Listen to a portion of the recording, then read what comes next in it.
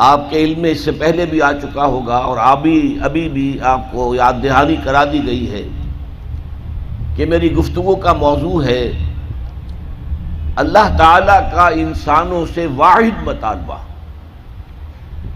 آپ حضرات میں سے بہت سے لوگ حیران بھی ہوئے ہوں گے کہ واحد مطالبہ کیا معنی ہے؟ اللہ کے تو مطالبے بہت ہیں، نماز پڑھو 5 وقت، روزہ رکھو رمضان کا، صاحب نصاب ہو تو زکوٰۃ ادا کرو، اور صاحب استطاعت ہو تو حج کرو، اپنا مال خرچ کرو اللہ کی راہ میں، خنزیر مت کھاؤ، مردار مت کھاؤ، خون مت کھاؤ، اور جو چیزیں اللہ کے سوا کسی اور کے نام پر ذبح کی گئی ہوں ان کا گوشت مت کھاؤ، شراب نہ پیو، سود مت کھاؤ، جوا مت کھیلو۔ تو شریعت کے احکام جتنے بھی ہیں وہ اللہ کے مطالبات ہیں، لیکن مسئلہ یہ ہے کہ اگر ہم ایک لفظ میں کہنا چاہیں کہ ہمارا رب ہم سے کیا چاہتا ہے، ایک لفظ میں، اس کے لیے میں آپ کو ایک حدیث بھی سنا دوں۔ ایک بدو صحابی حضور کی خدمت میں حاضر ہوئے، دیہاتی تھے۔ انہوں نے عرض کیا کہ اے اللہ کے رسول، میں زیادہ باتیں نہ سمجھ سکتا ہوں نہ یاد رکھ سکتا ہوں، مجھے تو بس کوئی ایک بات ایسی بتا دو کہ میں اس کو مضبوطی سے تھام لوں اور میری نجات ہو جائے۔ حضور نے یہ نہیں فرمایا کہ یہ تم کیا بے وقوفی والا سوال کر رہے ہو، کوئی ایک بات تو نہیں ہے، دین کی تو بہت سی باتیں۔ آپ نے تو ہمیں بھی اصول بتایا ہے کہ کلم الناس علی قدر عقولہم، لوگوں سے گفتگو کیا کرو ان کی عقل اور فہم کے مطابق۔ لہذا آپ نے جواب دیا قل آمنت باللہ ثم استقم، بات ختم، کہو میں ایمان لایا اللہ پر، پھر اس پر جم جاؤ۔ اب یہ کہنا تو آسان ہے میں اللہ پر ایمان لایا، لیکن جم جانا، ثم استقم، اس استقامت میں قیامت مضمر ہے۔ اسی طرح ایک لفظ میں اگر آپ اللہ تعالیٰ کے تمام احکام کو جمع کرنا چاہیں تو وہ لفظ عبادت ہے۔ ابھی میں نے سب سے پہلے آپ کو سورہ نوح کی ابتدائی آیت سنائی۔ اللہ فرماتا ہے انا ارسلنا نوحا الی قومہ، ہم نے بھیجا تھا نوح کو اس کی قوم کی طرف، ان انذر قومک من قبل ان یاتیہم عذاب علیم، کہ اپنی قوم کو خبردار کر دو اس سے پہلے کہ دردناک عذاب آ جائے۔ اس حکم پر عمل کرتے ہوئے حضرت نوح نے کیا کہا؟ یا قوم اعبدوا اللہ واتقوہ واطیعون، اے میری قوم کے لوگوں اللہ کی عبادت کرو، اس کا تقوی اختیار کرو اور میری اطاعت کرو۔ تو آپ نے دیکھا ہوگا کہ مکی صورتوں میں، سورہ اعراف میں، سورہ یونس میں، سورہ شعراء میں بار بار اولو العزم رسول جو ہیں اللہ کے، حضرت نوح علیہ السلام، حضرت ہود علیہ السلام، حضرت صالح علیہ السلام، حضرت لوط علیہ السلام، حضرت شعیب علیہ السلام، حضرت ابراہیم علیہ السلام، حضرت موسیٰ علیہ السلام، حضرت عیسیٰ علیہ السلام، ان سب کی دعوت ایک ہے، یا قوم اعبدوا اللہ ما لکم من الہ غیرہ، اے میری قوم کے لوگوں اللہ کی عبادت کرو، اس کے سوا تمہارا کوئی معبود نہیں ہے۔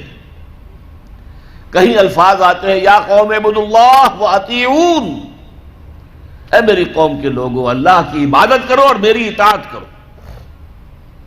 تو ایک لفظ اگر ہے تو عبادت ہے، اسی لیے میں نے آپ کو تیسری آیت سنائی سورہ زاریات کی، وما خلقت الجن والانس الا لیعبدون، میں نے جنوں اور انسانوں کو نہیں پیدا کیا مگر صرف اس لیے کہ میری عبادت کریں۔ گویا کہ غرض تخلیق آدم، انسانوں کی تخلیق کا مقصد یہ ہے کہ وہ اللہ کی عبادت کریں۔ کس قدر اہم لفظ ہے یہ۔ اسی کے لیے اس کی ترجمانی کرتے ہوئے کہا تھا شیخ سعدی رحمۃ اللہ علیہ نے، زندگی آمد برائے بندگی، زندگی بے بندگی شرمندگی۔ یہ میں آپ کو بتاؤں گا کہ عبادت کا سب سے بڑا حصہ جو ہے بندگی ہے، غلامی ہے، اطاعت ہے۔ تو انسان کا مقصد تخلیق عبادت ہے۔ البتہ اس میں جو بات سمجھنے کی ہے وہ یہ ہے، عبادت ہمہ تن، ہمہ وقت، ہمہ وجوہ درکار ہے۔ اللہ کی بندگی، اللہ کی غلامی، اللہ کی عبادت اس کا تقاضا کیا ہے؟ ہر وقت، ہر آن، ہر لحظہ، ہر معاملے میں اللہ کا حکم مانا جائے. اس لیے کہ عبد کہتے تھے غلام کو. آج کل غلامی کا وہ تصور دنیا میں کہیں نہیں ہے. غلام اپنے آقا کی ملکیت ہوتا تھا. غلام کو جب چاہے آقا قتل کر دیتا تھا، اس پر کوئی مقدمہ نہیں تھا، نہ 302 کا، نہ 303 کا، نہ 304 کا، کوئی مقدمہ نہیں. بالکل ایسے جیسے آپ کی بکری ہو، آپ اس کو ذبح کریں، گوشت کھائیں، بانٹیں اپنے دوستوں میں، تو کوئی آپ سے پوچھ سکتا ہے بکری کیوں ذبح کی؟ اسی طرح آقا جو ہے اپنے غلام کو اگر ذبح کرتا تھا تو کوئی اس سے نہیں پوچھتا تھا کہ تم نے کیوں کیا، اس لیے کہ میرا غلام ہے، میرا غلام تھا، میں نے اس کو ذبح کر دیا. اچھا، آج ہمارے ذہن میں سب سے بڑا نقشہ آتا ہے ملازم کا، کہ ملازم جو ہے، جس نے ملازم رکھا ہے، امپلائر اور امپلائی ریلیشن شپ کیا ہے. زیادہ سے زیادہ وہی ہمارے سامنے آتا ہے. لیکن اس میں آپ نوٹ کریں گے کہ ملازم ہمہ وقت نہیں ہوتا، اس کی ملازمت کا وقت مقرر ہے. پہرہ دار ہے، 12 گھنٹے پہرہ دے گا رات کو، اس کے بعد جا کے سوئے گا. اگر وہ کھانا پکانے والا ہے، کھانا پکائے گا، کوئی اور کام آپ نہیں کہہ سکتے. آپ کہیں جا کے میرا ٹوائلٹ صاف کراؤ، وہ صاف کہہ دے گا، جناب میں آپ کا خانسامہ ہوں، میں آپ کا کھانا پکانے کے لیے ملازم ہوا ہوں، ٹوائلٹ صاف کرنے کے لیے تو نہیں ہوا. یہ ملازم جو ہے یہ ہمہ وقت نہیں ہے، یہ ہمہ جہت نہیں ہے، ہمہ تن نہیں ہے.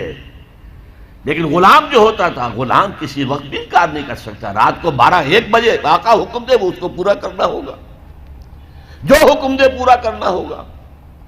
لہذا اس غلامی کا تصور کیجئے.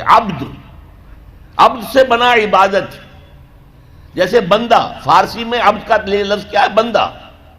بندہ و آقا، تمیز بندہ و آقا فساد آدمیت ہے.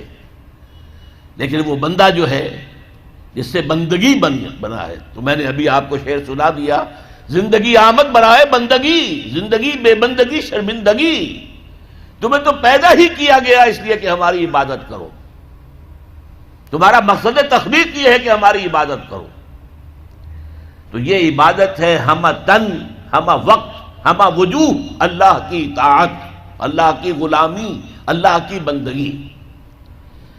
بدقسمتی سے ہمارے ہاں تصور، ہمارا جب زوال شروع ہوا ہے تو یہ کوئی 2-4 صدی کی بات نہیں ہے.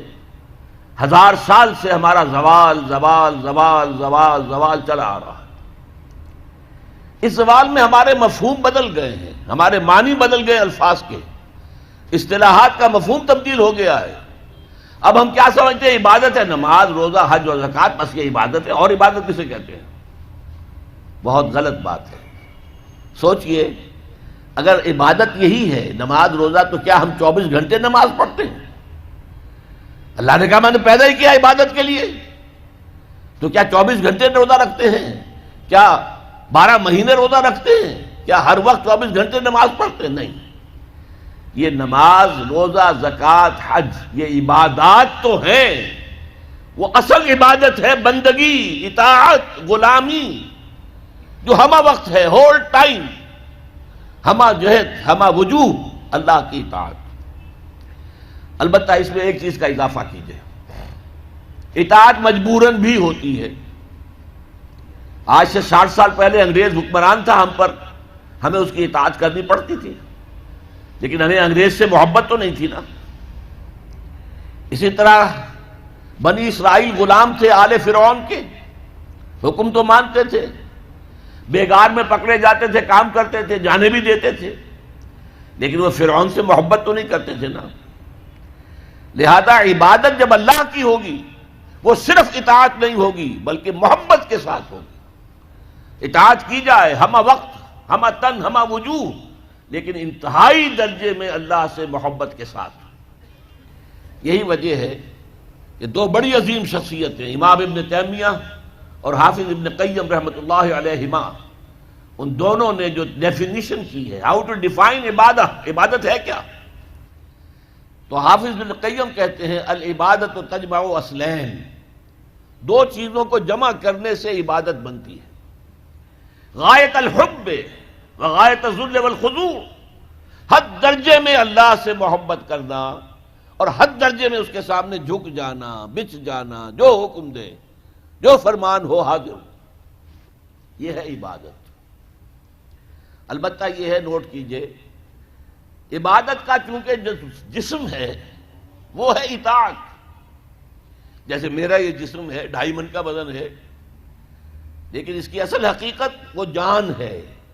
وہ جان نہ ہو تو جلد از جلد نہلا کے دھلا کے کفن پہنا کے قبر میں اتار دیں گے کہ کہیں خام خواہ جسم جو ہے جل سڑ نہ جائے۔ اصل شے جان ہے، جان تو نظر نہیں آتی، نظر تو جسم آتا ہے۔ لہذا اطاعت کا جو جسم ہے وہ ہے، عبادت کا جسم ہے اطاعت، وہ نظر آتا ہے۔ اللہ کا حکم ہے نماز پڑھو، نماز پڑھتے نظر آتا ہے کہ نہیں؟ اللہ کا حکم ہے روزہ رکھو، ہم نے روزہ رکھا تو سامنے معلوم ہو گیا کہ نہیں کہ روزہ رکھا ہے۔ اللہ کا حکم ہے زکوٰۃ دو، تو ہم زکوٰۃ دیتے ہیں تو لوگوں کو پتہ چلتا ہے کہ ہم نے زکوٰۃ دی ہے۔ اللہ کا حکم ہے کہ اگر صاحب استطاعت ہو تو حج کرو، تو جب ہم حج کرتے ہیں لوگوں کو نظر آتا ہے کہ ہم حج کر رہے ہیں۔ لیکن یہ عبادت تب بنے گی جبکہ اس میں حد درجے کی محبت شامل ہو جائے۔ الا لا ایمان لمن لا محبت له، الا لا ایمان لمن لا محبت له، الا لا ایمان لمن لا محبت له، جس میں یہ محبت نہیں ہے اس کا کوئی ایمان نہیں۔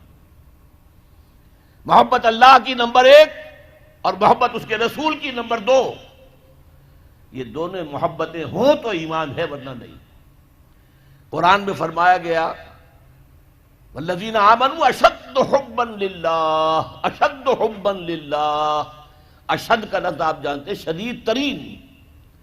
جو واقعی صاحب ایمان ہیں وہ شدید ترین محبت کرتے ہیں اللہ کے ساتھ۔